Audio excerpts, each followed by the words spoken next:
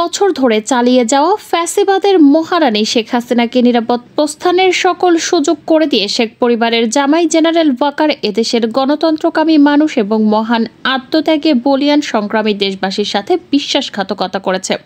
জুলাই গণ অভ্যুত্থানে 2000 লাশ পড়ার পর জুনিয়র কর্মকর্তাদের চাপে আর নিজের প্রাণ বাঁচাতে সাময়িকভাবে জনতার দাবির পক্ষে অবস্থান নেন সেনাপ্রধান ওয়াকারুজ্জামান।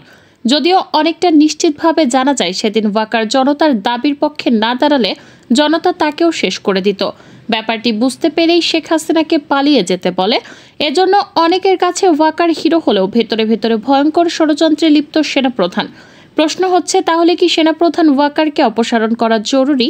এছাড়াও জেনারেল ওয়াকারের 10টি অপকর্ম সম্পর্কে আলোচনা করব আমাদের এই ভিডিওতে। চলুন একে একে দেখে নেওয়া যাক ওয়াকারের কুকর্মগুলো।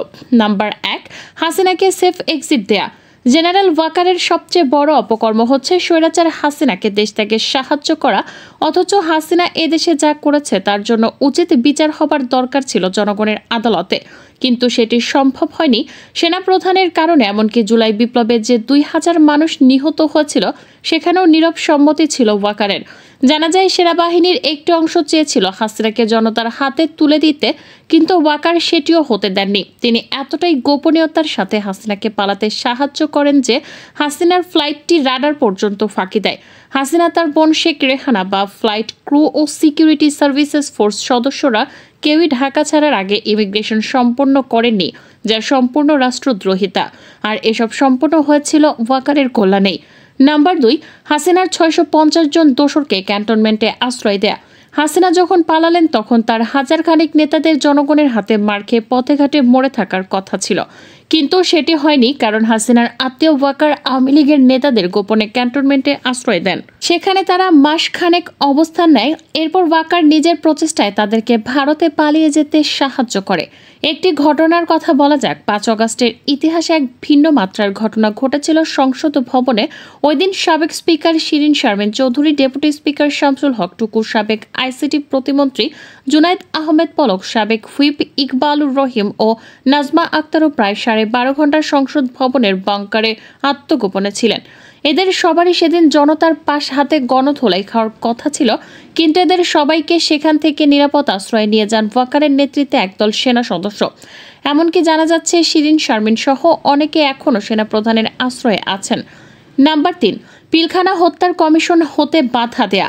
2009 সালের 25শে ফেব্রুয়ারি পিলখানায় যখন বিডিআরে গণহত্যা চলে তখন ওয়াকার 17 ইস্ট বেঙ্গলের টুয়াইসি হিসেবে পিলখানায় যথাসময়ে পৌঁছিয়েছিলেন, কিন্তু প্রতিরক্ষা উপদেশ জেনারেল তারেক সিদ্দিকের ফোন পাওয়ার পর আর পিলখানার ভিতরে ঢোকার চেষ্টা করেনি।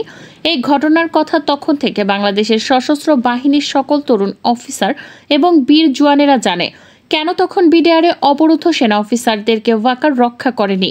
বাংলাদেশে বিডিআর বিদ্রোহের প্রায় 1.5 দশক পর ঘটনার পুনরায় তদন্ত শুরু করেছে অধ্যাপক মোহাম্মদ ইউনূসের নেতৃত্বাধীন অন্তর্বর্তী সরকার। গঠন করা হয়েছে জাতীয় স্বাধীন তদন্ত কমিশন, যার লক্ষ্য পিলখানা হত্যাকাণ্ডের প্রকৃত ঘটনা উদ্ঘাটন ও জড়িতদের শনাক্ত করা।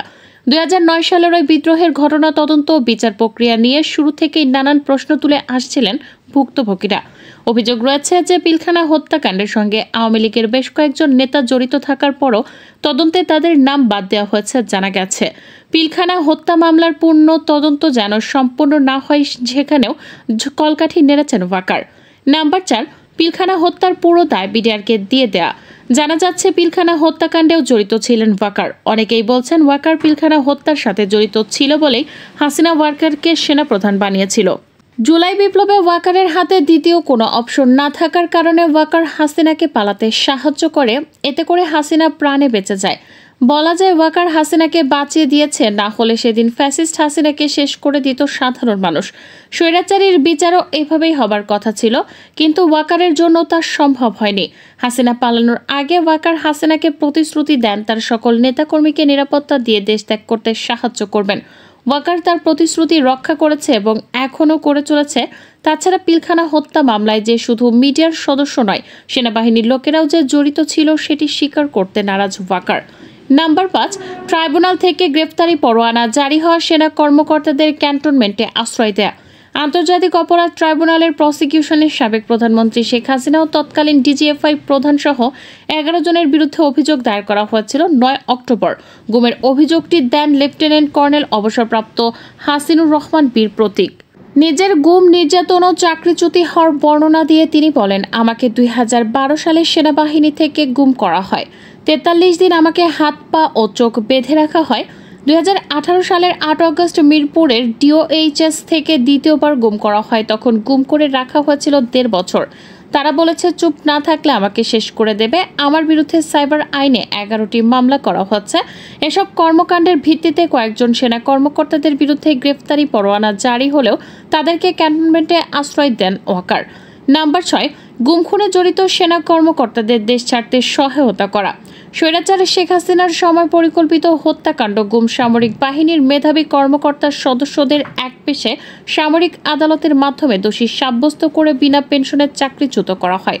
একই সঙ্গে হাসিনার সহযোগী হয়ে গুম খুনে জড়িত lieutenant general Mamun Khaled, lieutenant general Saif, Benazir Harun, মনিরুলদের বিদেশে পালাতে সাহায্য করার পেছনেও ওয়াকারের হাত আছে বলে মনে করা হয়। নাম্বার 7, প্রধান উপদেষ্টাকে মেনে নিতে না পারা। স্থানীয় সরকার, পল্লী উন্নয়ন ও সমবায় মন্ত্রণালয়ের উপদেষ্টা আসিফ মাহমুদ সজীব ভুইয়া বলেছেন, সেনাপ্রধান জেনারেল ওয়াকারুজ্জামান বুকে পাথর চাপা দিয়ে ডক্টর ইউনূসকে প্রধান উপদেষ্টা করার সিদ্ধান্ত মেনে নিয়েছিলেন। ডক্টর ইউনূসকে প্রধান উপদেষ্টা বানানোর প্রস্তাবে ওয়াকার বলেছিলেন, ডক্টর মোহাম্মদ ইউনূস কেন অন্য কোনো ব্যক্তি নয়। ডক্টর মোহাম্মদ ইউনূসের নামে মামলা আছে, তিনি একজন কনভিক্টেড ব্যক্তি। একজন কনভিক্টেড ব্যক্তি কিভাবে একটা দেশের প্রধান উপদেষ্টা হতে পারেন? বাংলাদেশে 30 থেকে 40% ব্যক্তি আওয়ামী লীগ সাপোর্ট করে। এই 30 থেকে 40% ব্যক্তির বিরুদ্ধে কি একজন ব্যক্তিকে প্রধান উপদেষ্টা করা উচিত? সেনাপ্রধান অনেক তর্ক বিতর্কের শেষে সমন্বয়কদের বলেছিলেন যে আমি বুকে পাথরের চাপা দিয়ে এই সিদ্ধান্তটা মেনে নিচ্ছি। সেনাপ্রধান যে ডক্টর ইউনূসকে মেনে নিতে পারেনি তার আরও অনেক আলামত পাওয়া গেছে। তাছাড়া প্রধান উপদেষ্টার নাম ধরে ডাকার মতো ধৃষ্টতাও দেখিয়েছেন ওয়াকার। নাম্বার 8, সরকারকে পাশ কাটিয়ে সেনাবাহিনী থেকে জাতিসংঘের দাবির বিরুদ্ধে স্টেটমেন্ট দেয়া জেনারেল ওয়াকার কোনোভাবেই হাসিনার দুর্নাম মেনে নিতে পারেন না। জাতিসংঘ যখন দাবি করল বাংলাদেশে জেনোসাইড হয়েছে, তখন তা মেনে নিতে না পেরে সরকারকে পাশ কাটিয়ে সেনাবাহিনী থেকে জাতিসংঘের দাবির বিরুদ্ধে স্টেটমেন্ট দেন ওয়াকার। নাম্বার 9, আয়নাঘরের আলামত ধ্বংস করেন ওয়াকার। বাংলাদেশের ইতিহাসের কলঙ্কজনক অধ্যায় হচ্ছে আয়নাঘর। আয়নাঘর ছিল নির্যাতন ও গুমের কেন্দ্র, যেখানে রাজনৈতিক বিরোধীদের বন্দী রাখা হতো বছরের পর বছর। ছোট আলোহীন কক্ষগুলো ছিল এমনভাবে তৈরি যে বন্দীরা বাহিরের দুনিয়া সম্পর্কে কিছুই জানতে পারত না। এক একটি কামরা যেন গ্রামের মুরগির খাঁচা, বাহিরের জগৎ থেকে পুরোই আলাদা। কোথায় আছেন, দিনের কোন সময় পার করছেন জানারও সুযোগ নেই। সবচেয়ে বিপজ্জনক হলো আয়নাঘর পরিদর্শন করতে ইউনূসকে বাধা দেয় ওয়াকার এবং সব আলামত নষ্ট করার পর বুকে পাথর বেঁধে পরিদর্শন করার বিষয়টি মেনে নেন সেনাপ্রধান। পরিদর্শনের সময় দেখা যায় বন্দিশালার অনেক আলামত মুছে ফেলা হয়েছে, দেয়াল রং করে মুছে দেওয়া হয়েছে, বন্দীদের লেখা ভেঙে ফেলা হয়েছে, কক্ষের বিভাজন। এর সবই করা হয় সেনাপ্রধানের নেতৃত্বে। নাম্বার 10, আওয়ামী লীগকে পুনর্বাসনের ষড়যন্ত্র। স্বৈরাচারী আওয়ামী লীগকে পুনর্বাসিত করতে প্রেসক্রিপশন দিয়েছে দিল্লি। সেই প্রেসক্রিপশন বাস্তবায়নে কাজ করছেন সেনাপ্রধান ওয়াকারুজ্জামান। আওয়ামী লীগের তুলনামূলক কম দুর্নীতিবাজ নেতাদের নিয়ে রিফাইন আওয়ামী লীগ গড়ার চক্রান্ত চালিয়ে যাচ্ছেন ওয়াকার। যেখানে হাসনাত আবদুল্লাহকে প্রস্তাব দেওয়া হয় আসন সমঝোতার বিনিময়ে প্রস্তাব মেনে নিতে, এমনকি এই প্রস্তাব প্রত্যাখ্যান করাই নিজের জীবন হুমকির মুখেও বলে মনে করছেন হাসনাত।